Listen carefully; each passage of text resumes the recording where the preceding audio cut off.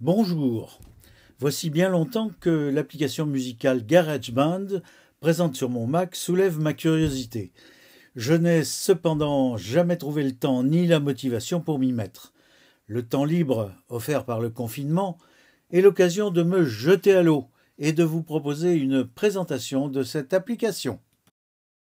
Ce tutoriel est réalisé début 2021 sous macOS Big Sur version 11.1 et GarageBand version 10.4.2. Je vous propose 4 approches. La première, GarageBand pour les nuls. Ce sera l'occasion de vous expliquer par quel chemin tordu je me suis mis à cette application, complexe à première vue, alors que Apple vante les mérites de cette application pour les non-musiciens. Les nuls, comme moi, sont déroutés par la première fenêtre de GarageBand. Ils ne veulent ni apprendre à jouer du piano, ni de la guitare. Ce sont des vidéos associées à une assistance bien faite peut-être, mais qui devient vite payante. Bon, quand on démarre, il n'y a rien dans « récent », et quant à modèle de projet, je n'ai pas encore compris à quoi ça servait. Alors nous choisirons « Nouveau projet » pour commencer, vide. Il faut ensuite choisir un type de piste. Retenez le code de couleur, vert pour les pistes instruments, bleu pour les pistes audio, jaune pour les pistes de percussion. On choisit pour l'instant de créer une piste d'instrument. Je suppose que vous n'avez pas de clavier MIDI. C'est alors votre clavier AZERTY qui va servir de piano pour jouer de la musique. Observez la ligne de touche du milieu pour les touches blanches et quelques lettres de la ligne du dessus pour les touches noires. Sinon, vous pouvez alterner avec l'image d'un vrai clavier. Cette fenêtre de clavier s'est ouverte sur la table de travail que nous allons décrire maintenant. La bibliothèque d'instruments, le Smart Control. Enfin, voici la zone principale de travail de piste, appelée séquenceur. La recherche sur YouTube avec les deux mots-clés GarageBand et Tuto m'ont fait découvrir la chaîne récente de Pascal Eclair qui décrit parfaitement cette interface en 10 minutes sur sa chaîne. Voici le lien, je vous invite à le suivre. Quant au site de Bruno Tauzin, il est plus ancien. GarageBand est sensiblement différent sur iPad. Nous consacrerons un autre cours pour le découvrir. La seconde approche correspond au scénario Frère Jacques. Cette chanson internationalement connue peut se chanter en canon sur 3 voix avec la même mélodie qui se reproduit à l'identique, en donnant une harmonie. Le jeu des pistes sonores m'a fait découvrir les potentialités de cette application. Nous avons réalisé ensuite quelques clips sur les jeux de pistes. Le rythme sera assez rapide et dense. N'oubliez pas que vous pouvez arrêter la vidéo pour prendre des notes ou bien vous entraîner. Très schématiquement, j'ai procédé en 4 étapes. Premièrement, création d'une piste MIDI par un instrument électronique. On essaye de jouer, ou plutôt de dactylographier Frère Jacques à l'oreille, en respectant le tempo réglé sur 4 temps donné par le métronome. La zone d'édition peut afficher les notes jouées, hauteur et durée. Enfin, une option permet d'afficher la partition générée. Deuxièmement, création d'une piste audio avec ma voix. Frère Jacques, dormez-vous, dormez-vous. Troisièmement, enregistrement de ma fille et du petit-fils, casque sur les oreilles.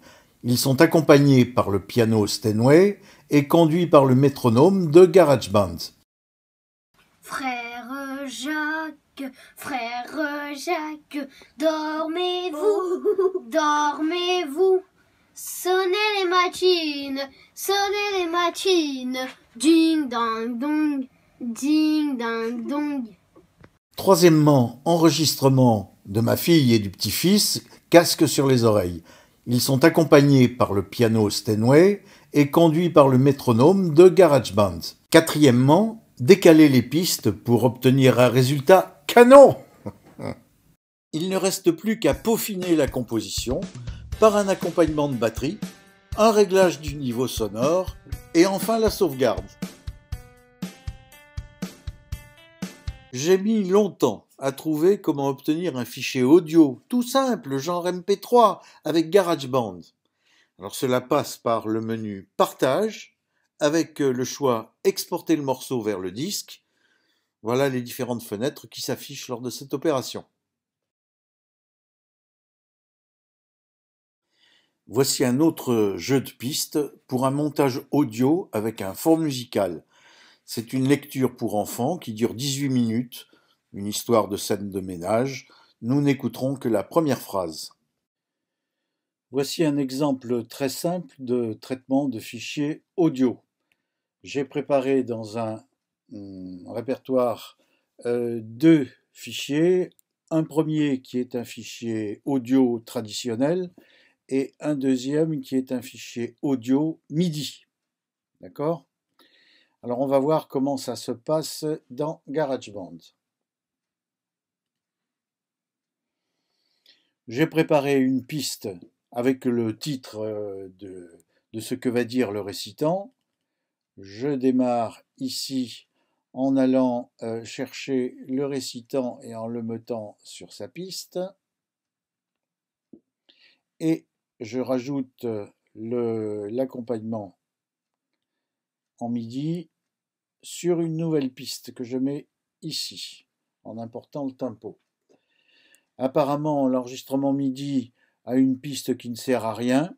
Ici, nous allons la supprimer. Et nous allons écouter ce que dit le récitant, uniquement. Donc la zone de répétition, je vais la mettre tout à fait au début, de façon à écouter ce que dit le récitant. C'est parti. Allons-y. Bon, cette partie étant inutile, on va la supprimer. Voilà, donc je diminue sa longueur, de façon à avoir seulement... Un bon conseil vaut son prix. Voilà. Alors cependant, cette phrase, j'aimerais qu'elle commence après une introduction musicale, qui, elle, se passe ici. Donc on va écouter la partie musicale ici.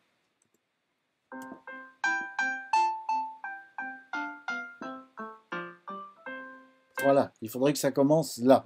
Donc je vais déplacer cette piste de façon à ce que la phrase démarre à partir de ça. Et qu'est-ce que ça donnerait si on écoute les deux ensemble ?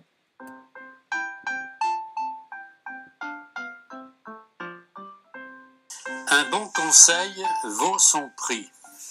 Bon, je vais réaménager un peu cela parce que j'aimerais avoir la piste d'accompagnement musical avant, puisque le piano va commencer avant et le récitant va venir ici. Le piano, c'est un niveau pas mal, mais j'aimerais pouvoir baisser le son du piano au moment où le récitant commence. Je vais donc dans Mixage pour afficher l'automation dans le piano et je fixe des points sur lesquels je vais travailler. Voilà, maintenant il ne me reste plus qu'à écouter une partie ici jusque là.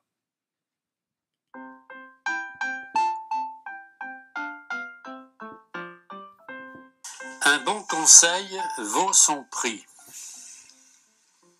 Chaque mardi.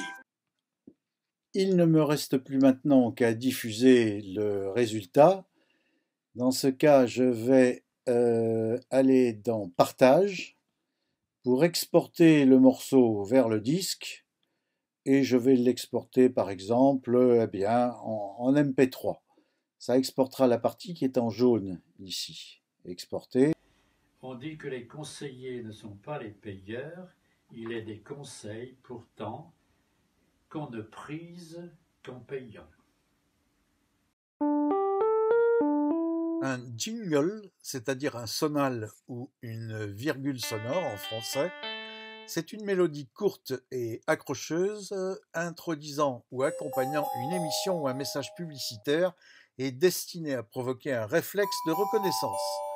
nous réaliserons 2 exemples reconnaissables. Sur GarageBand, je vous chante un jingle. Long, long, long, long, long, long. Alors, où l'avez-vous entendu? Eh bien, c'est celui de Europe 1. Ce jingle, ou sonal, je vous propose un exercice consistant à le jouer ou à l'écrire dans la zone d'édition de GarageBand. Les plus doués pourraient écrire directement les notes sur la partition. Dis papy, comment fait-on de la musique sur la tablette? L'ennui, c'est que moi, je n'ai pas de papy pour m'expliquer sur l'iPad. J'ai chargé l'application gratuite sur l'App Store et figurez-vous, j'étais comme une poule devant un cure-dent. Alors l'icône est ici pour démarrer GarageBand sur l'iPad. Je reconnais que l'interface graphique est magnifique. Pour les nuls, les notes sont même marquées en français sur les touches. Mais ensuite, en voulant écouter mes morceaux du Mac, je n'ai trouvé que des os. Du genre, impossible d'ouvrir le morceau, car l'application était incompatible avec celle du Mac. Le choix des pistes est similaire avec la version Mac. Le graphisme est particulièrement séduisant et le son des instruments époustouflant sur une si petite machine. Nous ne nous y attarderons pas et cela fera l'objet d'une autre conférence que j'espère organiser avec la compétence d'un musicien qui utilise ce genre de matériel avec l'iPad. Pour la 3e approche, nous partirons à la recherche de compositions MIDI toutes prêtes sur Internet pour chanter, danser, faire des sonneries de téléphone ou des karaokés. Curiosité sur la composition, les arrangements, les instruments, les partitions, les paroles. Pour karaoké, chanter, danser, créer, il y a 1000 façons de se lancer dans la culture musicale. Et si la composition vous rebute, vous pouvez consulter des quantités de sites pour jouer, télécharger gratuitement des musiques pour votre usage personnel. En voici quelques exemples. Le site accroche2.com est une mine de 50 000 fichiers MIDI et 20 000 fichiers .car que vous choisissez alphabétiquement et téléchargez gratuitement. Nous allons prendre un exemple pour la chanson de Brassens, Auprès de mon arbre. Je presse le bouton de karaoké. Je choisis de voir toutes les chansons commençant par un A.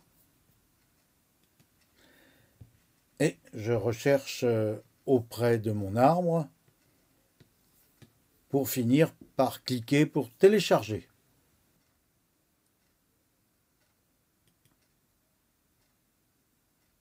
Voici le fichier téléchargé avec l'extension .car.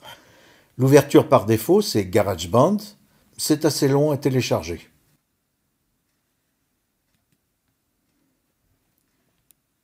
C'est dû aux nombreuses pistes MIDI, piano, grand orgue, basse et guitare.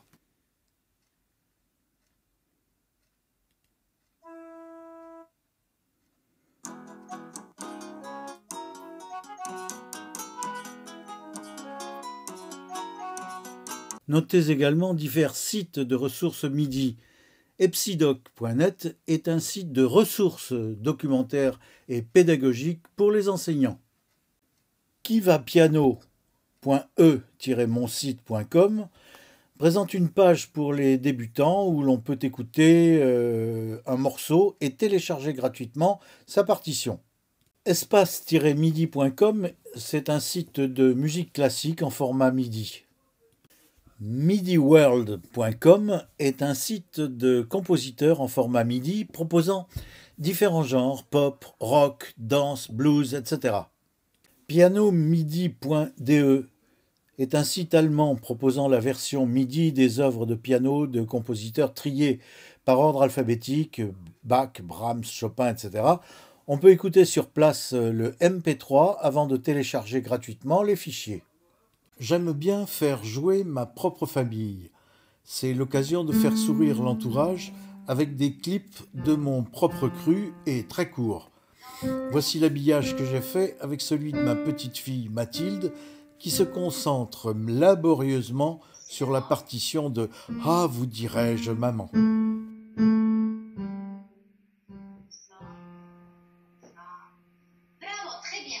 Voici le secret de l'habillage. J'ai d'abord recadré ce clip en paysage avec un effet Ken Burns sur iMovie. J'ai ensuite raccourci à 50 secondes la durée en jouant sur la modification du tempo sur GarageBand. J'aurais pu caler l'arrangement MIDI du morceau de Mozart trouvé sur la toile. La durée de la partition est de l'ordre de 12 minutes. Mathilde a encore de quoi répéter pour jouer les mouvements suivants. Je vous laisse écouter l'extrait. La Raspa, en 2012, était la sonnerie du téléphone Nokia de mon épouse. Elle était désolée de ne pas la retrouver sur l'iPhone qui l'a remplacée. La solution fut trouvée par une recherche sur Internet. Attention cependant aux sites payants et aux inscriptions qui vous envahiront de messages publicitaires. La durée maximum d'une sonnerie est de 30 secondes. J'ai trouvé une mine gratuite de fichiers MIDI que l'on peut écouter pour choisir avant de télécharger. On peut importer le fichier MIDI sur GarageBand et le travailler. Il faudra le sauvegarder en format AAC. On renommera enfin le fichier en M4R au lieu de M4A et l'enregistrement dans iTunes sera le véhicule pour l'exploiter sur votre iPhone. Enfin, avec la quatrième approche, nous enrichirons notre pratique sous une forme de gadget en variant les pistes, dont une curieuse piste film, en maniant le diapason, en déchiffrant une partition, en créant un accompagnement, en modifiant une acoustique, etc. En un mot, en vous amusant. J'ai noté l'existence d'une piste de film dans l'Edge de GarageBand, sans trop savoir quoi en faire. Je vous propose une illustration avec la courte vidéo de Nicolas, filmée auprès du Mac, en train de chanter Frère Jacques. Quand on ouvre le film, cela crée automatiquement la bande son que l'on peut travailler, enrichir, avant de sauvegarder le résultat dans un nouveau fichier vidéo. Il peut s'agir de l'accompagnement musical, des voix en canon et du batteur vu précédemment. Nous allons observer, écouter, le La du diapason nommé A4, car il est situé sur la 4e octave du piano. Il correspond au standard international de 440 vibrations par seconde. Vérification par le diapason, déclenché sur une piste audio par ce bouton. Le premier des instruments, comme on le sait, c'est la voix. Alors je dispose ici d'un diapason que je vais taper sur la table de façon à émettre un Do.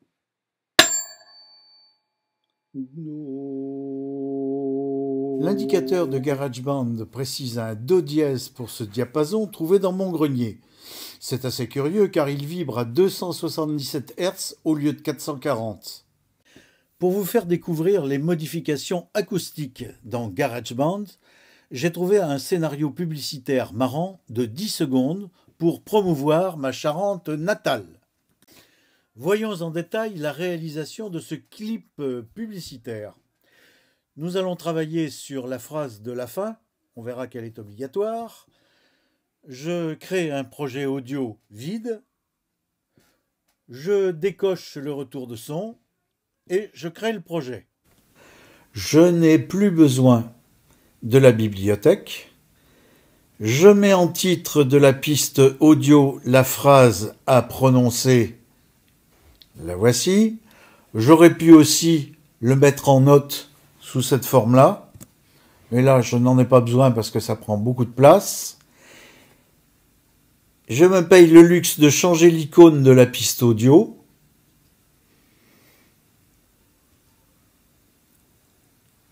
Je supprime le décompte et je fais taire le métronome.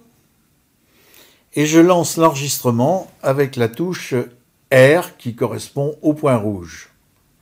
L'abus d'alcool est dangereux pour la santé. Maintenant, je fais un peu le nettoyage en limitant notre affaire et j'écoute le résultat. L'abus d'alcool est dangereux pour la santé. Je vais définir la zone de répétition.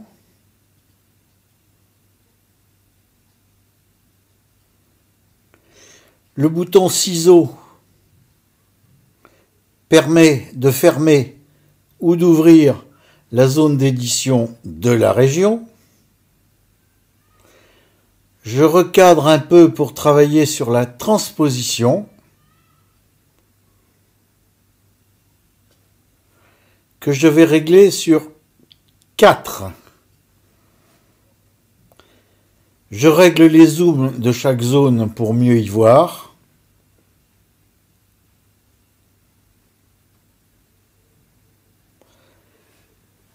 Je remets les curseurs au début avec la touche Entrée.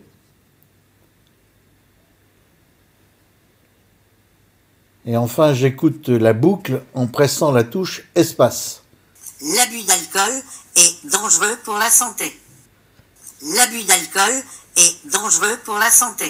Un mot des Smart Control là-haut. Les boutons B et E permettent d'alterner entre l'édition et les boutons. Je voulais vous montrer l'utilisation du reverb. On va écouter ce que ça donne en se mettant au début et en essayant d'écouter. L'abus d'alcool est dangereux pour la santé. Ne dirait-on pas un poivreau en train de cuver dans une usine abandonnée? Bon, alors la phrase de 3 secondes, largement modifiée, va devoir maintenant illustrer un petit clip de publicité pour ma Charente natale. Alors je vais aller faire d'abord un petit peu de nettoyage en supprimant les boutons ici.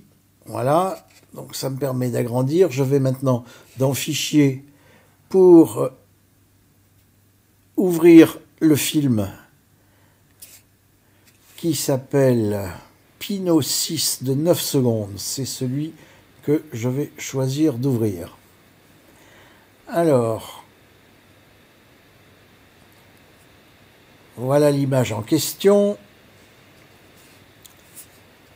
Vous remarquerez que une nouvelle piste vient de s'ouvrir ici avec le son de cette vidéo. Je vais regarder jusqu'à la fin. Voilà. On voit très bien la vibration de la parole dans le clip lorsque mon épouse parle. Mais je ne vous la ferai écouter qu'à la fin. Alors je place la région travaillée après la parole secrète de mon épouse. La durée dépasse hélas la longueur du clip. Alors je vais faire passer le tempo qui est actuellement de 120 à 160 pour réduire cette zone de parole. Pour ce faire, je vais ouvrir une piste de tempo qui est là. Je vais positionner avec la touche commande un point de modification qui est ici. Et ce point de modification, on le voit mieux ici, je vais augmenter jusqu'à 160. Alors j'ajuste la boucle pour vous offrir l'ensemble du montage et vous dévoiler le secret.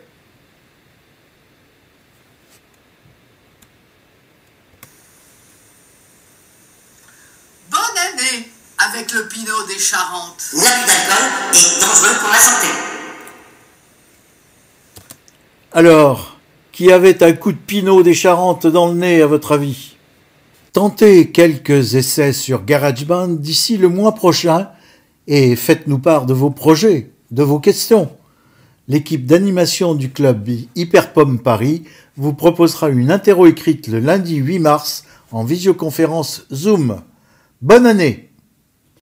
Merci de votre attention.